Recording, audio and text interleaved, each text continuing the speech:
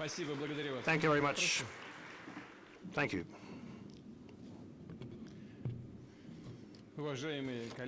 Dear colleagues, friends, ladies and gentlemen, I welcome participants and guests of the 6th International Forum, Arctic Territory of Dialogue.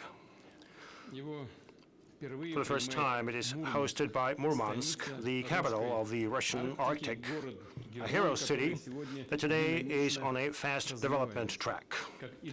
Just like our northern cities and constituents of the Russian Federation, it launches projects that are momentous for the entire country. Russia is the largest Arctic country.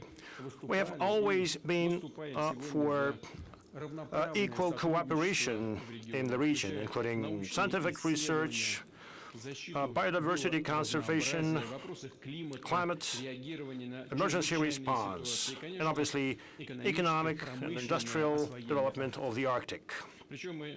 We are ready for a joint work not just with the Arctic states, but with anybody who, just like ourselves, share responsibility for a stable and sustainable future of our planet, who is able to take balanced decisions that look ahead for decades.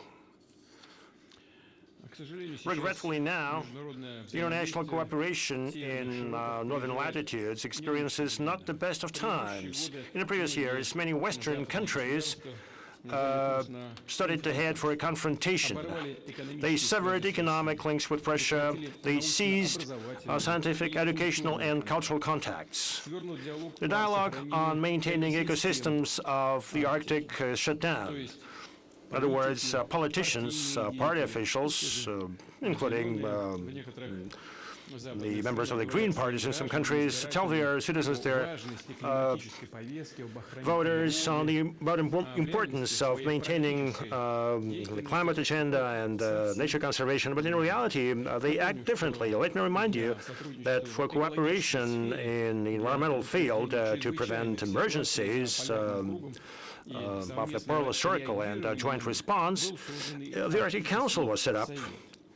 But this mechanism has also got degraded today, and mind you, Russia never refused to interact in this format. That was the choice of our Western partners, Western states. As they say in such cases, if you don't want to, so be it. We'll work with those who want to.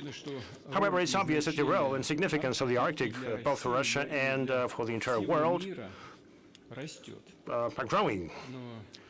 But the same is true for geopolitical competition, unfortunately, the struggle for positions in this region.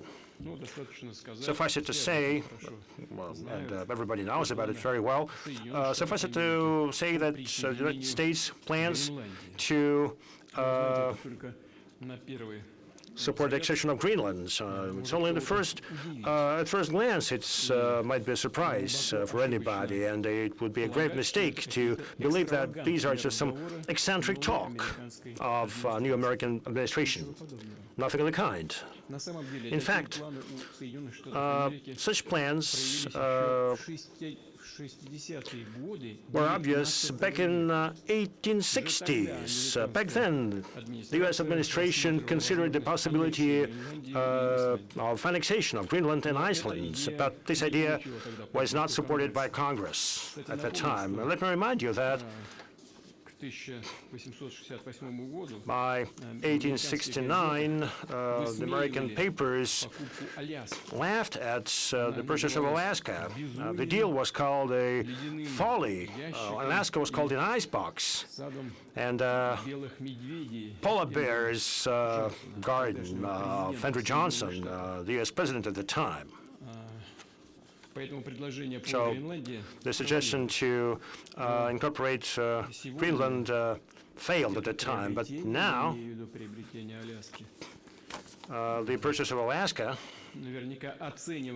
obviously is looked at the U.S. quite differently, just like the deeds of Andrew Johnson. So it is nothing surprising about what's happening now.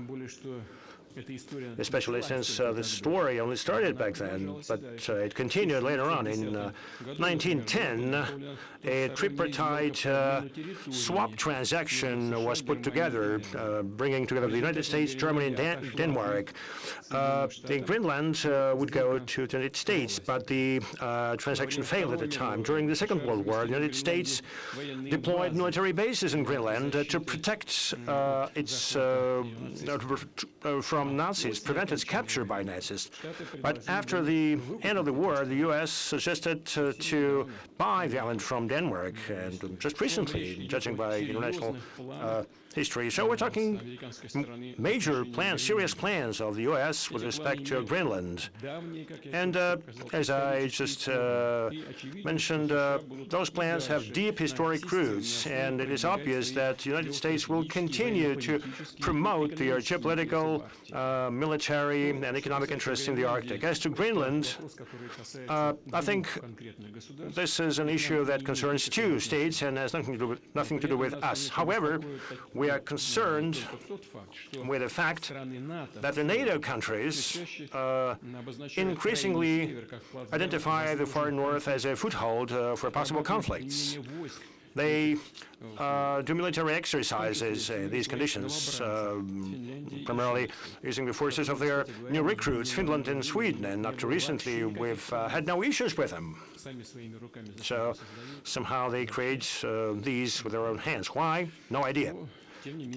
Nonetheless, we'll be guided by the actual situation. We'll respond to this. Let me stress, Russia has never threatened anybody in the Arctic, but we are watching very closely the recent developments. We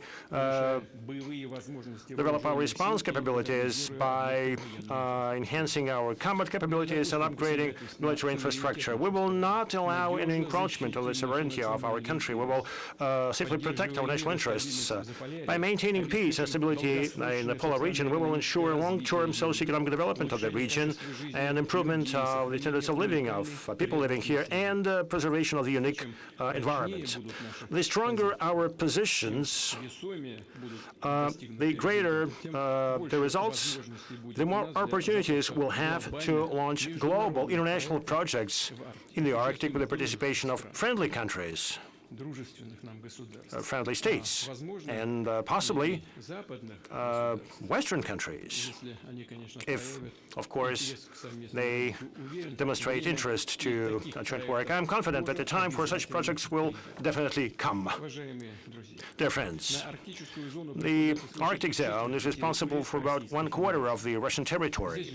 Here, more than 2 million citizens live and work, and they made a major contribution to our advancement. According to estimates, the Arctic is responsible for 7% of the GDP of Russia and about 11% of our exports. And we see that the prospects are indeed tremendous, the prospects for future comprehensive development of the region. A major area is strengthening the transport and logistical framework of the Arctic. I'd like to stress that this year we celebrate 500 years since the first mentioning in the historic sources of an audacious idea of Russian seafarers and fishermen about a possible trade route along the northern seas to the east to China, along the so-called Eastern Passage, a prototype of today's Northern Sea route. Over the past 10 years, the cargo traffic on the Northern Sea route from the Kara gates to the Bering Strait has increased by an order of magnitude. In 2014, only 4 million tons of cargo were brought along this route. Just recently, in 2014, okay? 4 million tons. Last year, almost 38 million tons. It's 5 times the record set back in the Soviet times. We think In fact, we are confident that by 2030, we will have some 70 to 100 million tons. But our plans, both in terms of volume and geography of cargo traffic, on building up our Arctic fleets are much bolder. The Northern Sea Route should become a key section of the Trans-Arctic Transport Corridor, going from St. Petersburg via Murmansk to Vladivostok. It is to connect the global industrial, agricultural, energy centers and consumer markets, offering a shorter, safer, and more cost-effective route. This is what is being said everywhere in the East and the West, and the experts understand it very well. The cargo available for transport in the Trans-Arctic Corridor will grow thanks to the development and processing of resources in the Arctic, thanks to the international transit. And I want to stress that this will be thanks to the connection of the Trans-Arctic Corridor with our domestic rail network from the northwest to the Far East, Baikal-Amur Railroad and Trans-Siberian Railroad. In fact, the very idea on building the Trans-Siberian Railroad across the country to the Pacific Ocean is an example of strategic vision for the future, when we consider not just the current needs and the circumstances, but also interests of the country for centuries to come. That's exactly the approach we should be guided by when developing our Trans-Arctic Corridor. What objectives and goals are of priority here? First, already now, Russia possesses the most numerous icebreaker fleet in the world. And we need to strengthen these positions. We are to commission icebreakers of the next generation, including nuclear-powered icebreakers, and only our country possesses such icebreakers. Nobody else in the world has such a fleet. 4 of those are of the newest series, 22-22-0, and they already are operated in the Arctic. 3 more are under construction, Chukotka, Leningrad, and Stalingrad, and also a super icebreaker with the capacity of 120 megawatts called Russia that would ensure more effective escort of large capacity vessels in high latitudes across the year, all around the year. Now, let me stress that the cost of icebreaker escort and overall cost of cargo transport on Trans-Arctic Corridor should be competitive and acceptable for the market. This is a key condition to ensure the use of the route and its attractiveness for business. Together with colleagues from the government, we discussed these issues, and I have to agree that this work should be market-based. Second, Russia, as a sovereign country, needs its own merchant marine in the Arctic, including cargo and the search and rescue vessels. That would ensure transport both across the northern seas and also in internal waterways in the Arctic regions. I have to admit that only local capacities are insufficient. And in this connection, we have to work in all directions. We have to order and procure vessels that have been built. We have to establish cooperation with global manufacturers and overall build our shipbuilding industry guided by our strategic objectives. Of course, first of all, and I want to bring the attention of the government to this, we need to support our shipbuilding and ship repair enterprises that upgrade their capacities and expand their production and building international production lines. I also asked the government to think of building new shipyards in Russia, modern, sophisticated, high-tech industries. Third, Russian shipping companies have been successfully operating in the northern seas. They carry petroleum products and LNG. Now we have to create conditions to support the growth of effective local operators that would transport containers, coal, and other cargoes across the Arctic. We're open to joint ventures. International logistic operators could make profitable investments in such companies, not just with their capital and technologies, but also with some of the fleet of their commercial vessels. Fourth, we will speed up our efforts in order to expand the capacity of our northern ports. We will be using state-of-the-art green solutions, including unmanned and automated cargo handling technologies. The capacity of the Murmansk transport hub, thanks to the advent of new terminals and expansion of rail approaches, in the near future should triple, at least triple. I'd like to add that interest to this project and the overall development of the transport infrastructure in the Arctic is demonstrated by our partners from Belarus, China, and United Arab Emirates and other countries. It is the most interesting endeavor from the business standpoint. Now, we intend to set up major multimodal hubs as logistical centers in the Trans-Arctic corridor. Not only we will shape convoys here, but we will have industrial sites to come up with industrial products. To enhance logistical sustainability of the Trans-Arctic corridor, I would like to ask the government to set up plans in order to expand the capacity of the existing seaports in the Arctic and to think of where on the Arctic coast we have to build new ports and what kind of pace we should take in order to develop the adjacent infrastructure. Primarily, I mean, linking up our sea harbors with the railroad network. In this connection, fifth, just like with the Eastern Polygon, which includes the Baikal-Amur Railroad and Trans-Siberian Railroad, we have to develop the Arctic Polygon of railroads, including the upgrade of the Northern Railroad in Komi and Yamalo-Nenets Autonomous District.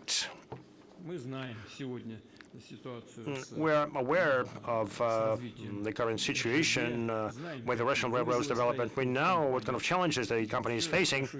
It's all well known, but thinking about the development of this railroad, we need already now what kind of opportunities this would provide. The regions of Siberia, the Urals, and the northwest of Russia will get a direct access to the north, to the Arctic ports, which would allow to relieve the Trans-Siberian Rail and effectively use maritime transport. Besides, the new points of entry to the Arctic will be provided for the north-south corridor that connects us with the Central Asian countries and the Persian Gulf states. And of course, for the development of the Trans-Arctic route, we need to unlock the potential of internal waterways in the Arctic, our great rivers, the Lena, the Yenisei, and the Ob. Among other things, it would help strengthen the system of supply of goods to the northern territories so that residents of the Arctic are securely provided with food and other goods. To implement these and other major initiatives, we have to pool the resources of the government, regions, and the business community, including the banks, both with the government participation and the private banks. We need to lean on the local securities market to bring in capital into the Arctic infrastructure. Well, of course, infrastructure projects are complex and costly, and they take a long time to pay back. But it is these projects that at a new level ensure the true transportation sovereignty of Russia. And I'm confident that if our foreign partners participate in those projects, this would guarantee investment for a long term with good returns for them. Therefore, it is impossible. We should not put off these projects. They should be launched and implemented now, as soon as possible. Well, obviously, we need to be flexible. We need to make these projects interesting for both Russian and foreign investors. In this connection, I suggest that we should think a special project office under the auspices of our leading development institutions, VEB. The project office will provide support to transport, logistics, infrastructure projects in the Arctic and the projects of urban development in the region. The project office will serve as a structure where a potential investor could turn directly and obtain all the necessary support. I ask the government to come up with proposals to this end. Besides, I task the government with the participation of Rosatom, VEB, and relevant commission of the State Council by August 1st this year to approve the financial, economic, and institutional model for the Trans-Arctic Transport Corridor development. Dear colleagues, today in the Russian Arctic we develop deposits of oil, natural gas, metals, other mineral resources. We will continue large-scale geological exploration here, primarily within the framework of the federal project called Geology Revival of a Legend. However, the task is to use this rich resource base in order to open in-depth processing facilities here. While preserving the unique Arctic nature, we need to come up with high value-added products in petrochemicals and gas-to-chemicals industry, in rare earth metals, and so on. One example would be a center for large-capacity marine installations facility in Belokamenka, where they localize the LNG technologies, and we use our own best practices. I would like to bring the attention of the colleagues from the government and regions. You need not only to suggest, but also to effectively fine-tune the instruments used to support investment and business activity in the Arctic. This includes tax benefits, administrative preferences, infrastructure, preparation of land, and so on.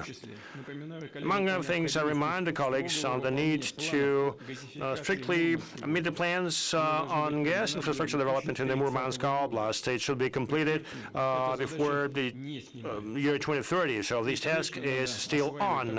And of course, we need to develop a very promising area such as tourism. The North, the Arctic, are a unique concentration of natural, historic, spiritual monuments. It possesses a very rich cultural mix.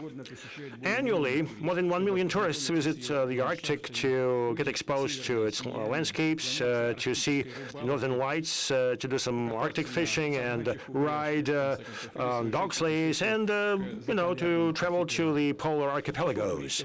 The number of tourists is on the rise. Respectively, new projects spring up in this area, such as the Arctic Tourism Center, focusing on mountain skiing in Yamala-Nenes Autonomous District, or hot water resort and year-round hotel complex in Karelia.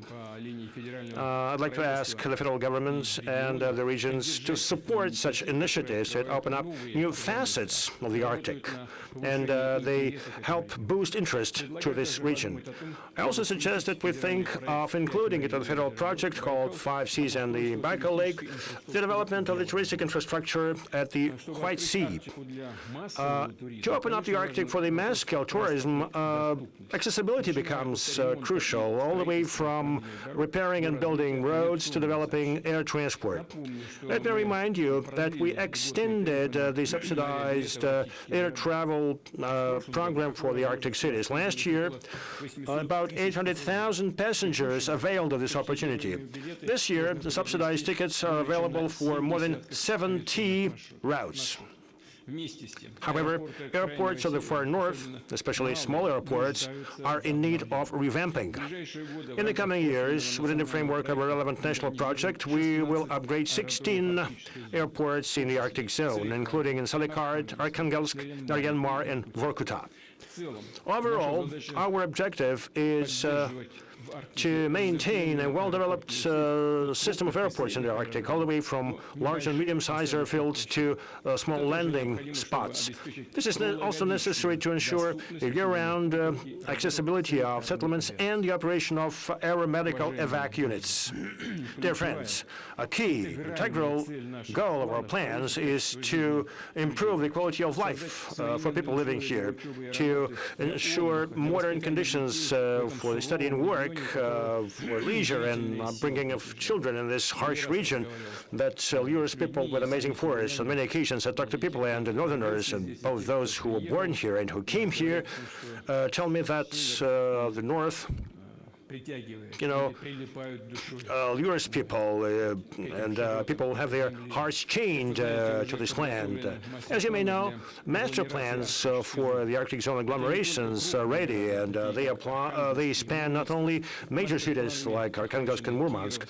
Master plans apply to Kirovsk, Kapatiti, and Monchegorsk in the Murmansk region, Kem and Belomorsk in Karelia, Vorkuta in the Republic of Komi, Bilibino, Pevek, and others in Chukotka, Naryan-Mar in the Donetsk Autonomous Region, Salikart, Labit-Nangi, Novy Urengoy in Noyabrsk in Donetsk Autonomous District, as well as Tiksi and Naiba in Yakutia, Norilsk, Igarka, and Dikson in Krasnoyarsk territory. I would like to specifically thank the VEB Corporation and Dom.RF, who directly contributed to many of those master plans.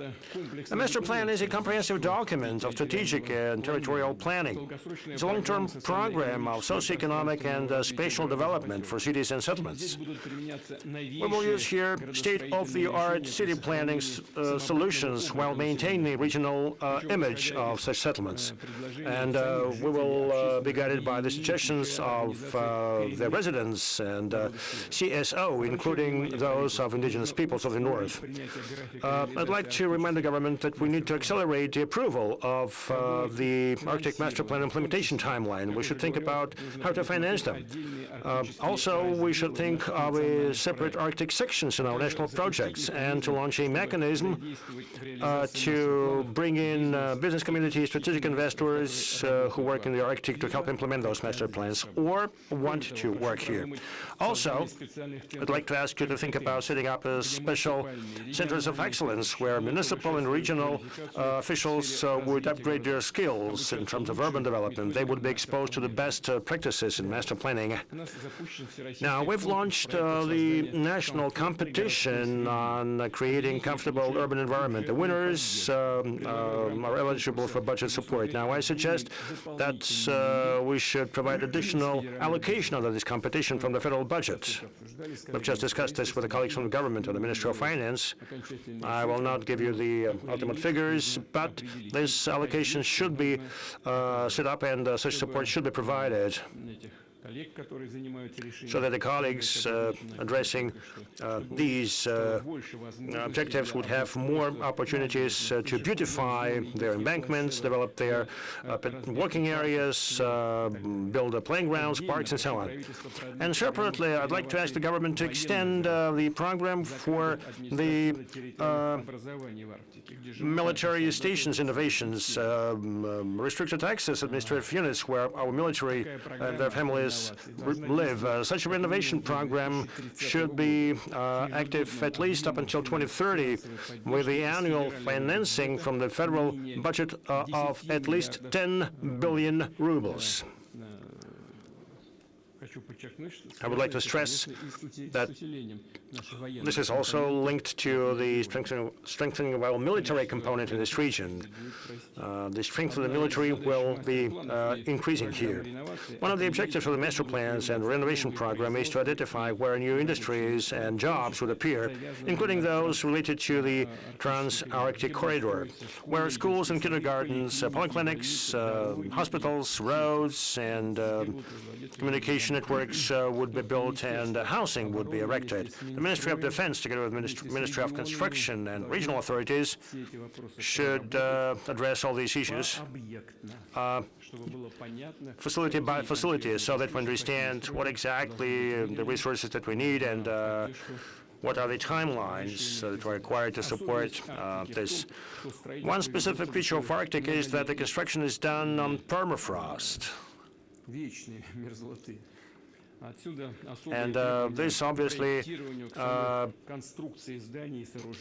means special requirements to design and reliability of construction. So we need to take into account the changes and potential risks. I suggest that we should set up a special permafrost monitoring center and invite leading federal and regional institutions to support this. And their research would serve as a scientific base for adaptation of technologies to the thawing of the permafrost. I know that the registry of best practices in construction in the Arctic is available, so this experience should be scaled up.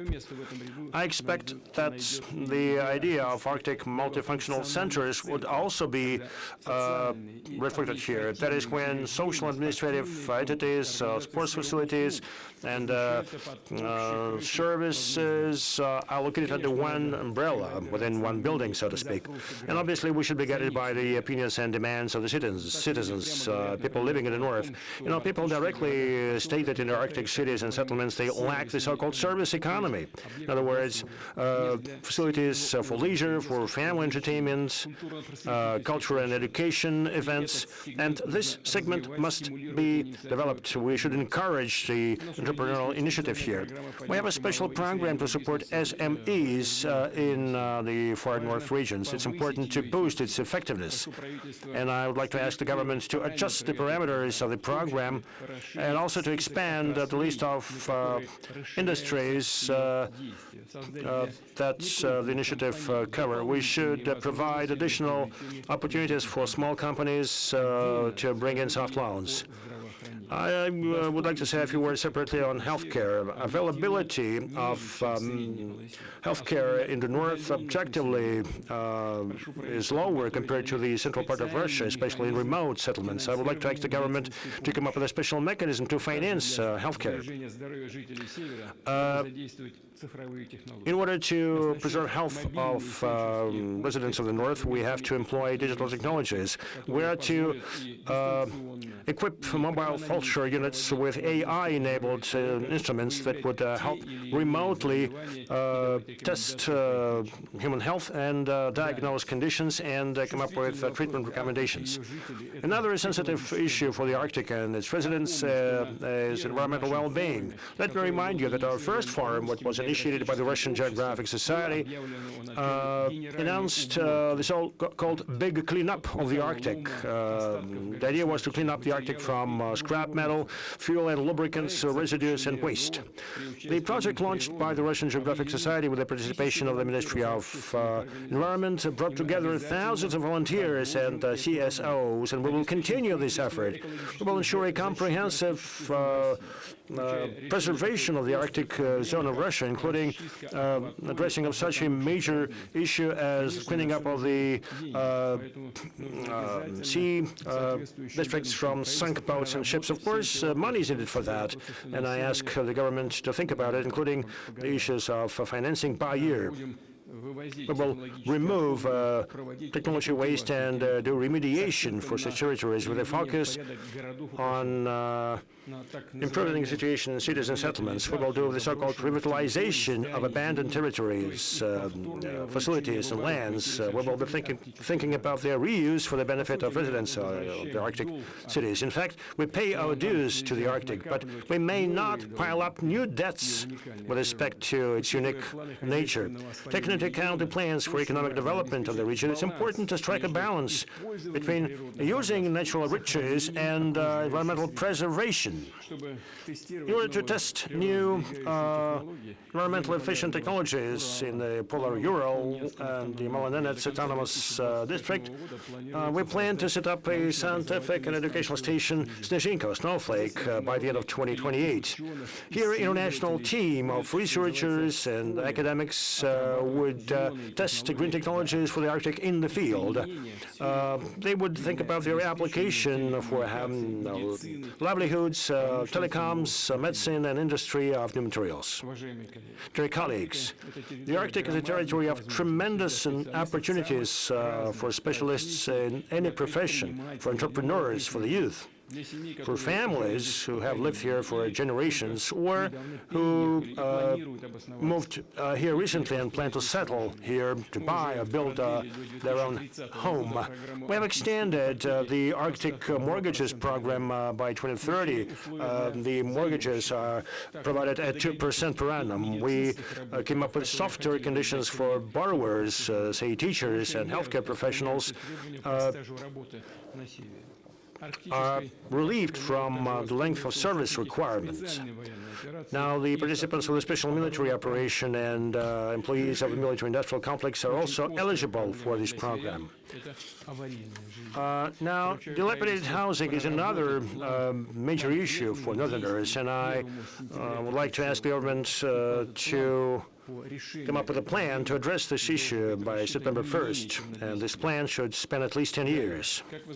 As you may be aware, we launched the affordable rental housing program in the Far East. Young people who come to the Far Eastern regions, who are graduate universities there, can find jobs there and rent apartments at fairly low cost, and the rental payments are subsidized from the regional and federal budgets. I suggest that we extend this program to the key settlements in the Arctic so that rental housing becomes more affordable for those who only start their work career in the regions, for those who can live and work here and would love to do this. The program should become effective in the Arctic already on January 1st, 2026. We also agreed to extend the Murayovo-Amursky managerial personnel training program for the Arctic regions. This has been accomplished already. I'm confident that such a training should give a powerful start for many promising leaders, and this would benefit both the Arctic and the entire country. One more thing.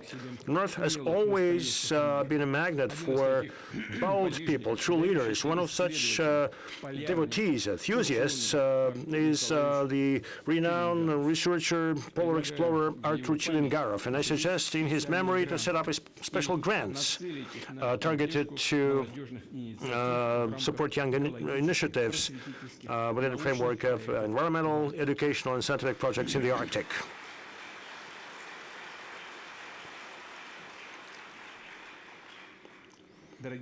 Dear friends, development of the Russian North, overcoming the challenges posed by the harsh nature and reaching new promising frontiers, well, this is something that inspired many generations of our ancestors.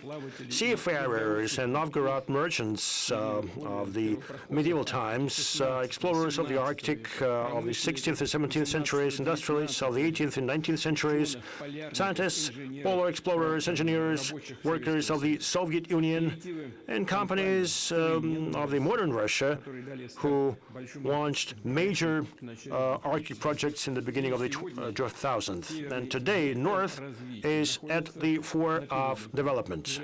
It is our sovereign historical choice, which means that the goals that we set and address in the Arctic, the projects that we implement here, should be commensurate, historic scale, to span decades and perhaps even centuries. We will do whatever it takes to strengthen global leadership of Russia in the Arctic. And despite all the current challenges and difficulties, we will ensure a comprehensive development of the region. We will create a solid foundation for future generations. Thank you very much.